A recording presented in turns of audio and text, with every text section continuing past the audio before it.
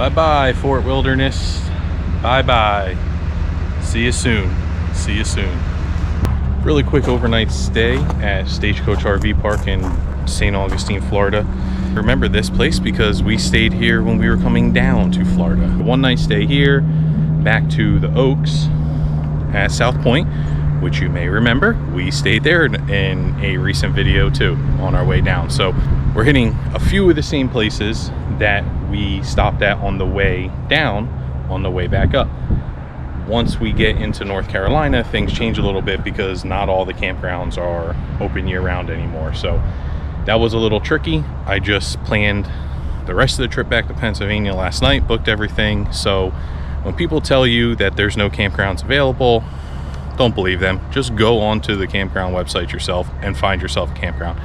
I just booked 4 different stays for 4 different nights, 4 different campgrounds, 3 days before needing the reservations, and I didn't have a single problem whatsoever. So don't always believe all the hype about there not being anywhere to stay and freaking out about it.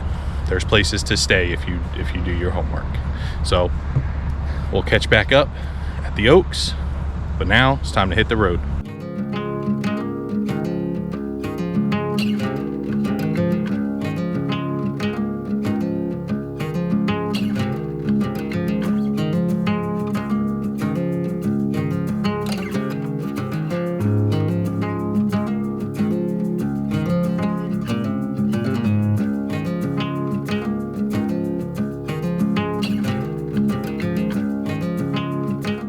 We just got to the Oaks at South Point in EMSC, South Carolina.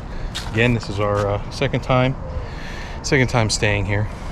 This pull through is actually right next to the tight pull through that you've seen the video about. This one was a lot easier to get into. So we just got water, sewer, electric hooked up. Now we're gonna set up our outside area since we're here for 2 days. So anything longer than 24 hours, we set up our stuff outside. So let's do a quick little time lapse here of getting this all set up.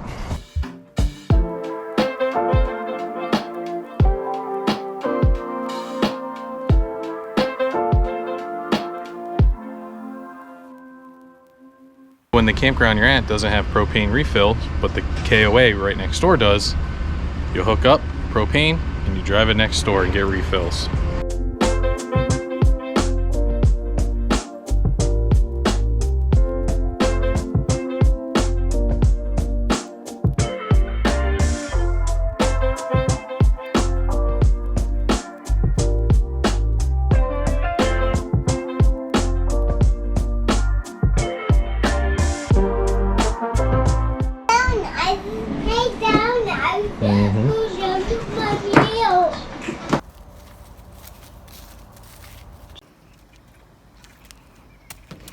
Yeah!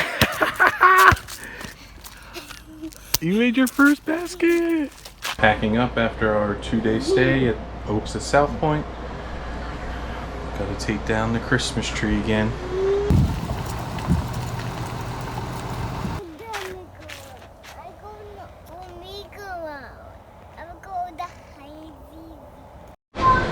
We survived our first winter night in the RV. And we got about 60 more to go.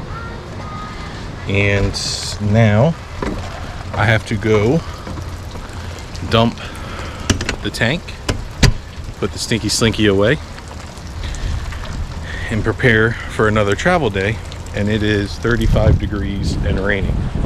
But I'm not going to complain because even though we're full-time RVer, I grew up in Northeast Pennsylvania. I love this.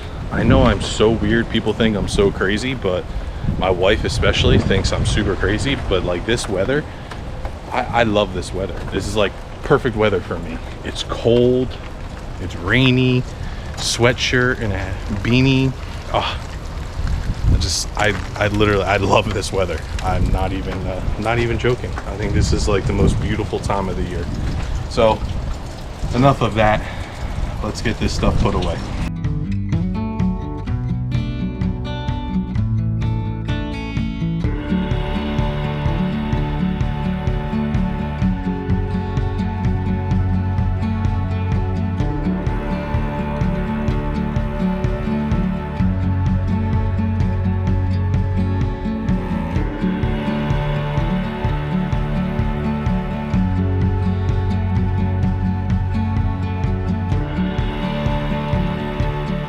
just checked into the Harpers Ferry KOA in Harpers Ferry, West Virginia, and decided to come check out the downtown area. It's a little confusing here. The whole thing is basically a national park, so we're going to use our national park pass to be able to park here. But we have the train station right here. It's such a cool little just downtown area. Downtown. So we're just gonna go walk around and check it out to see what this place is all about.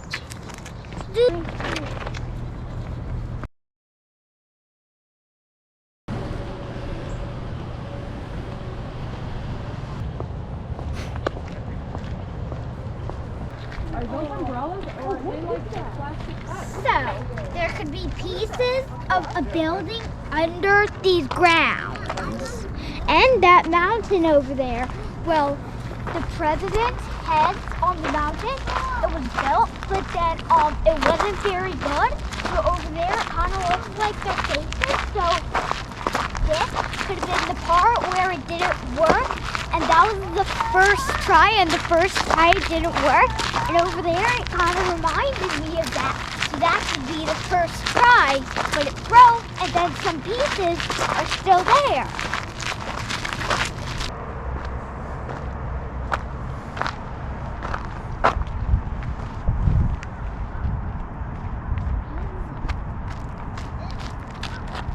What's this for? Go there, but then they're not allowed to anymore. What is this place? Oh, this is where they went to drink. The Lewis and Clark expedition started here. What is this place? Was someone? Made like chocolates and sweets. Yummy! The enticing smell of bread, cakes, candies, and pies undoubtedly attracted many customers to Frederick Roeder's confectionery. And this was his house. So they lived here. And they made chocolate? Mm-hmm. This place is making my mind. Have you guys ever been in before? No. Oh, okay, well let me tell you a little bit about us. So we're True Treats. We're the only research-based historic candy company in the country. We've been on NPR, History Channel. We were actually in the Jeopardy question not too long ago. Pretty cool, right? So the story's laid out chronologically, starting right up here. We have the botanical teas, biblical, ancient, Native American, apothecaries on the tall shelf, 15 to 1700s on the green table. Other side's going to be 1800s, 1900s. Then all the fun retro stuff is over by the window. Wow. Let me know if you guys have any questions, okay? Thank you very much. Have fun. Scale. You would Don't step on it. don't to them, but you would weigh yourself. Look at typewriter. You see the typewriter on that table? To get a typewriter. 1900s. Sprinkle rolls, yummy. Pinky and Three Lanes. Okay. Sprinkle rolls sounds yummy. Okay, see if we eat this. What are these called? Like, wait. Peppermint. Dang. Yummy. Scented gum. Eater. This Popeye. movie called? It's Popeye, cartoon. He eats spinach and then become strong. Alright, come on.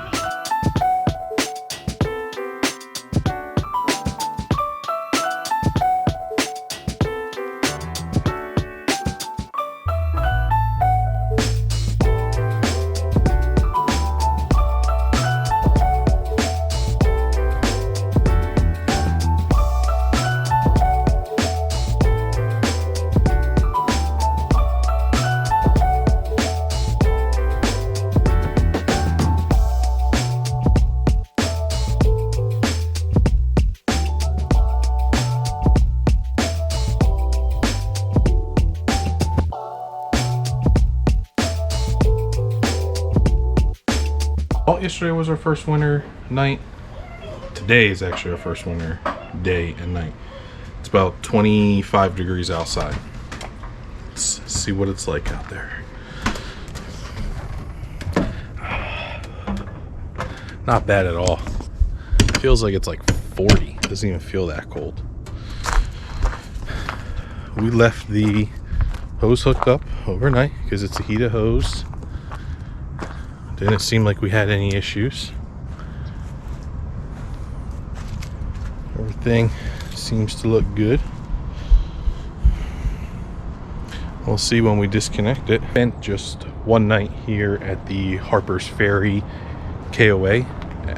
It's actually right next to the entrance to the Harpers Ferry National Park site, which is pretty cool. We actually we ventured down to downtown Harpers Ferry last night. So we got in, everybody got changed to get in warmer clothes, and we went downtown to check it out. But you just saw the video of that, so that was pretty cool. It was cool to see that area. Again, that's why we're doing this RV lifestyle, so we can see these kinds of things. So the kids will one day remember this when they're learning about the Civil War and learn about John Brown and Harpers Ferry. So it's very interesting to be able to see things instead of just reading it in a book. Majority of the sites here are pull through. So this is winter camping, so there's obviously not that many people here. There are a ton of open sites. The one that I'm in and the area that I'm in the sites are pretty tight. You can see here that, you know, we barely fit in with just the RV, and we had to park the truck over on the side. So I don't know why I was given such a small site, but since we were only here for a night, I didn't complain or argue about it. Some of the longer ones over there, it's probably just a different site. I mean, I just paid for just the cheapest pull through because I knew I was only going to be here for a night. Then the small kind of tight spot, and it's going to be a little tricky getting out of here. I actually think I have to pull through the next pull through and then turn in order to get out. So I'm going to have to go like through this one and then turn because I'm just not going to be able to make the turn directly out of my site. This campground's pretty nice. There is your regular camp store with a lot of stuff, a lot of like t-shirts and stickers and hats and things to do with Harpers Ferry. There's a small little like wine area, cafe, restaurant, mini golf, some other games up there. There's a pool, but obviously it is almost the middle of December and 22 degrees outside, so nobody's using that. And then there's a nature trail right over here. You kind of see right down there, there's a nature trail, and it looks nice. It looks very, very nice here. It kind of sits up on the hill here, so once you come out of here, the national park is directly across from it. And then the downtown Harpers Ferry was like a 1.5 mile drive. So if you do go there, my tip would be is to turn at the small little road next to the ice cream shop and then go to the parking lot where the train station is. That is going to be the best place to park if you want to see the downtown area. The other parking, you're gonna walk like a mile at least in order to get to the downtown area. And also check the schedules of all the stores on the downtown area. We went there last night on a Wednesday around 5 o'clock and pretty much nothing was open. None of the restaurants were open. The candy store and the general store were open. That was it. We're getting ready to pack up here, head on out of here. From here, we're heading to another KOA, Jonestown, Hershey, Northeast, something like that. It's northeast of Hershey. So it's not our Hershey 1,000 trails, but it'll do for the night. And then from there, we're going to 1,000 trails, and we're going to be stationary there for our max 21 days. And then we don't know from there. Please make sure you follow along. So you can do that by hitting that thumbs up, hitting the like button on this, subscribe. You can go follow us on Instagram as well at Type 1 Detour. And if you have any questions, it is right there. If you see us on the highway somewhere around, snag a picture, send it to us, tag us, something. We'll always love to, meet new people, especially people that we're just passing by and we didn't even know that we saw. So we'll see you on the next one.